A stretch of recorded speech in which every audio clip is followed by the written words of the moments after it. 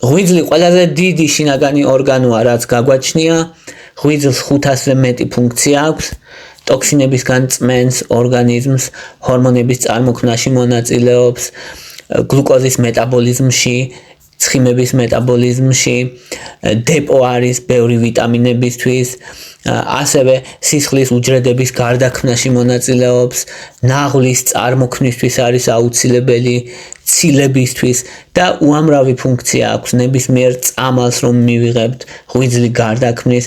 ამიტომ ღვიძლს უზარმაზარი დატვირთვა აქვს, ზოგადად ძალიან გამძლეა, მაგრამ ხშირად ზიანდება, რადგან დამაზიანებელი ტოქსინები და ფაქტორები ბევრად მეტია ხოლმე, ვიდრე მისი დაცვითი ფუნქციები, ამიტომ ღვიძლს სჭირდება დახმარება, როგორ დავეხმაროთ ღვიძლს, ამაზე ვისაუბრებთ, რადგან მსოფლიოში 1.5 მილიარდ ადამიანს ღვიძლის ქრონიკული დაავადება აქვს და ამ ადამიანებმა ხომ უნდა იცოცხლონ იმდენი, რამდენსაც ამ დაავადების გარეშე იცოცხლებდნენ და აი როგორ დავეხმაროთ ღვიძლს, ამაზე ვისაუბრებთ, როგორ მართოთ, როცა ღვიძლის ქრონიკული პრობლემა აქვს ადამიანს.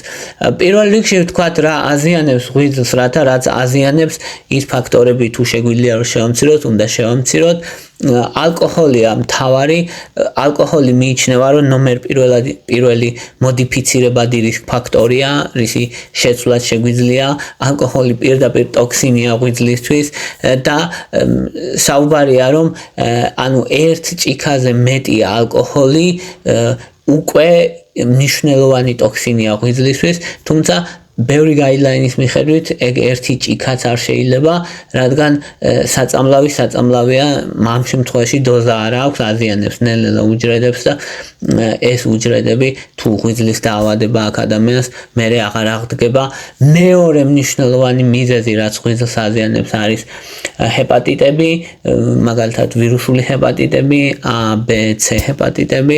უმეტესობა ეს ინფექციები მართვადი და განკურნებადია, რა თქმა უნდა, დროული აღმოჩენა აუცილებელია და უზარმაზარი მთავარი პრობლემა კიდე ღვიძლის არის ღვიძლის გაცხიმონება, რომელიც ბევრ ადამიანს აქვს გულისხმობ, რომ შეიძლება ზრდასრულების ნახევარზე მეტს შეიძლებას, იმიტომ ამბობ, რომ ბევრი შემთხვევა აღმოუჩენელია, რადგან ადამიანების უმეტესობა არ დადის ექიმთან იმისთვის, რომ ღვიძლის გაცხიმონება შეამოწმოს, შემთხვევით აღმოაჩენენ ხოლმე, როგორც წესი, მუცლის ღრუს ულტრაბგერით შემოწმებაზე.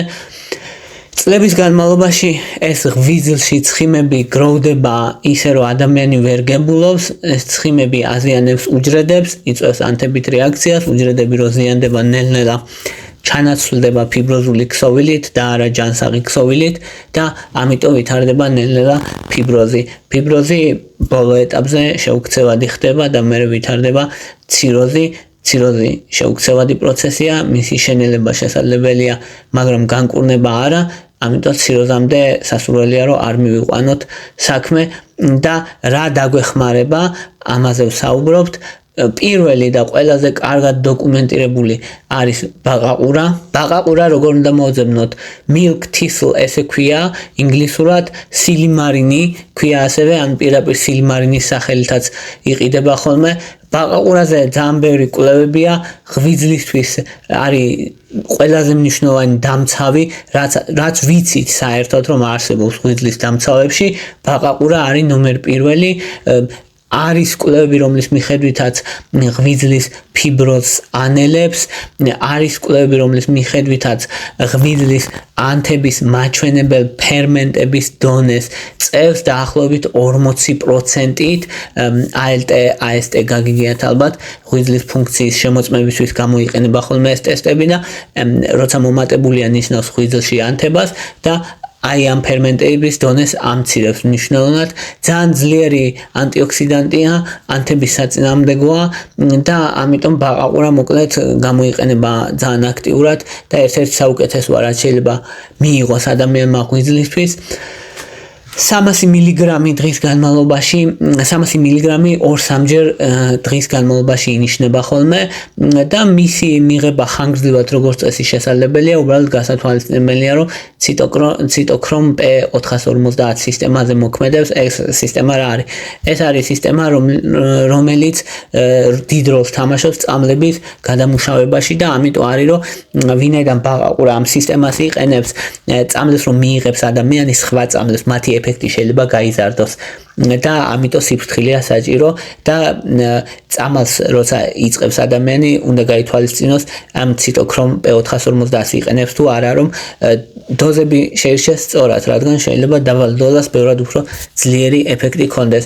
შეიძლება ანტიკონვულსანტების შემთხვევაში, ანტიკოაგულანტების შემთხვევაში და აი სისხლდენის რისკი მაგალითად, აი ეს რომ არ გაიზარდოს, ამიტომ ყურადღებაა საჭირო თუ ადამიანი ბაყაყურას იღებს. თუმცა როგორც წესი უსაფრთხოა, მისი ხანგრძლივად მიღებაც როგორც წესი შეიძლება და პრობლემა არ არის. მეორე ყველაზე მნიშვნელოვანი საკვები დანამატი რისი მიღებაც შეიძლება ღვიძლისთვის არის N-აცეტილცისტეინი, ნაკს ეძახიან ხოლმე ზოგჯერ. N-აცეტილცისტეინი არის გლუტათიონის წინამორბედი, გლუტათიონი არის ძლიერი ანტიოქსიდანტი და ღვიძლს ტოქსინებისგან იცავს. იმდენად ძლიერია, რომ თუ ადამიანი მაგალითად აცეტამინოფენი და პარაცეტამოლი ძალიან დიდი დოზით როცა მოვდით ხოლმე, მაგ დროს შეიძლება ღვიძლის უკმარისობა განვითარდეს და შეიძლება ადამიანი დაიღუპოს და ამას შველის. ამიტომ ამდენად ძლიერია N-აცეტილცისტეინი. ორგანიზმისთვის დიდი სარგებელი მოაქვს, არ არის მარტო ის, რომ ღვიძლისთვის იყოს კარგი, მაგალითად ბრონქებისთვის არის კარგი, მუკოლიზური საშუალებაა, ასევე ანტიოქსიდანტია და ოქსიდაციური სტრესისგან იცავს უჯრედებს. ამ ხრივაც კარგია მისი მიღება.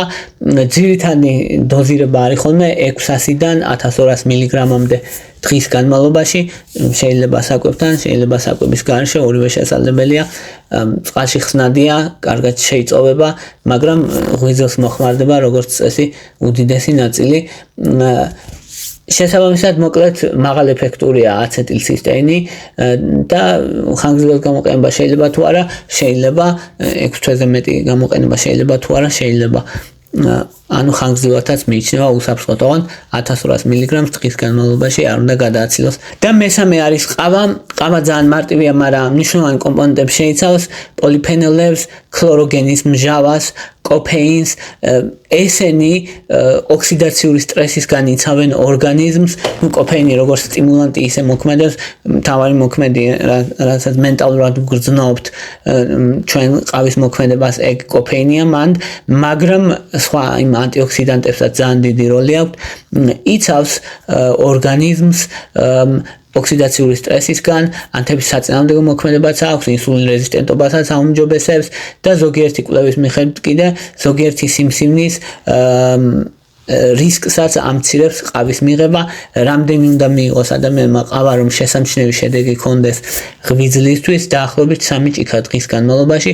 ოღონდ ისიც გასათვალისწინებელია, რომ ადამიანების ნაწილში ყავა იწვევს აღგზნებას, ანუ აფორიაქებას და შეიძლება შფოთვაც შეიძლება გამოიწვევს. ამიტომ თუ ესე მოქმედებს ყავა, შენზე რა თქმა უნდა არ უნდა მიიღო ან ნაკლები, მაგრამ ზოგადად თუ კარგად შეუძლია ადამიანს მიღება, მაშინ შესაძლებელია დაახლოებით 3 ჭიქა, რომელიც უსაფრთხოა ხანგრძლივადაც და ორგანიზმისთვისაც სასარგებლოა. შემდეგი მნიშვნელოვანი დანამატი არის ბერბერინი. ბერბერინი ცნობილია იმით, რომ AMPK სისტემას აქტიურებს, მოკლედ ფერმენტული სისტემაა ეს, რომელიც არის თერმოსტატივით რა, რომ თუ მაგალითად ცივა ოთახებში ფანჯრებს დახურავს და სითბოს ჩართავს, რომ დათბეს და ესე ენერგიისთვის, მაგალითად ენერგია თუ შემოაკლდა ორგანიზმს გადააწყობს ისე უჯრედების მდგომარეობას, რომ ენერგია უფრო ეფექტურად მოიხმარონ, გლუკოზა დაწვან, მეტი გლუკოზა მოხდეს უჯრედებში, რაც ინსულინ რეზისტენტობას აუმჯობესებს და ცხიმები დაიწვას და ნაკლები ცხიმები დაგროვდეს, რაც წონაში კლებისთვის კარგია და რაც ასევე ხელს უშლის ღვიძლის გაცხიმოვნებას.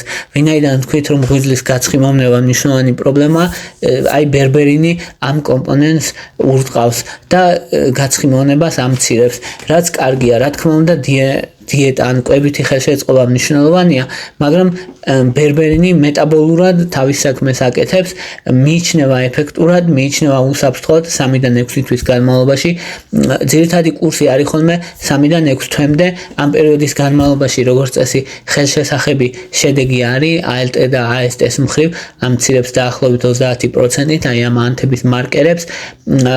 თუ მსუბუქი ან საშუალო სიმძიმის ღვიძლის დაავადება აქვს ადამიანს, თუ მძიმე აქვს, რა თქმა უნდა, საკვები დამატების იმედზე ვერც და არც უნდა ვიყოთ, მაგრამ თავის საქმეს აკეთებენ დაახლოებით 500 მილიგრამის ფარგლებში მიიღება 2-3 ჯერ დღეში ბერბერინი და რამე მნიშვნელოვანი გვერდითი ეფექტი გარდა ინდივიდუალური აუტანლობისა ან რა თქმა უნდა თუ ბევრ პრეპარატს იყენებს ადამიანი მაგ დროს ყოველთვის მონიტორი საჭიროა წამალშორისი ურთიერთქმედობა ხომ არ არის გამოირიცხოს მაგრამ რაიმე მნიშვნელოვანი ისეთი გვერდითი ეფექტი სერიოზული რომ რამე დიდი ზიანი მოუტანს ორგანიზმს ესეთი არ აქვს მიიჩნევა ზოგადად უსაფრთხოდ და შემდეგი დანამატი არის მწვანე ჩაი მწვანე ჩაიში შედის მთავარი კომპონენტი EGCG ეპიგალოკატექინ გალატე ესე ითარგმნება ეს აბრევიატურა EGCG და ეფექტური ანტიოქსიდანტია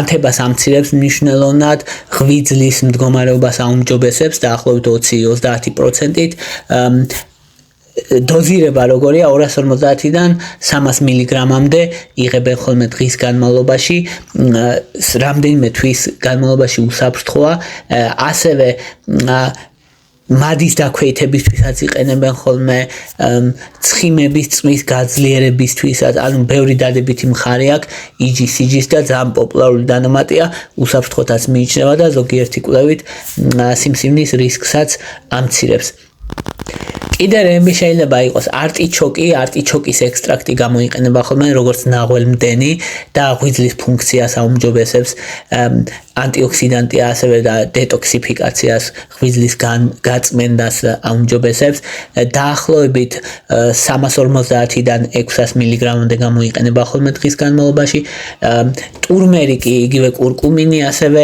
ძლიერი ანტიოქსიდანტი და ანთების საწინააღმდეგოა და ეგეც გამოიყენება როგორც ღვიძლის დამცავი და ჭარხლის წვენიც ასევე ანტიოქსიდანტია და ღვიძლის დამცავი და ასევე ცხიმების დაგროვებას უშლის ხელს ჭარხლის წვენი 250 მილილიტრი დღის განმავლობაში ეგ არის დოზირება ჭარხლის წვენი ჯამში გონებისთვისაც კარგია წნევისთვისაც კარგია და ბევრი დადებითი თვისება აქვს ღვიძლისთვისაც კარგია შესაბამისად მისი მიღებაც ჯამში შეიძლება. აი ეს იყო რისი თქმაც მინდოდა, მადლობა რომ მისმენდით, მადლობა რომ გაინტერესებთ.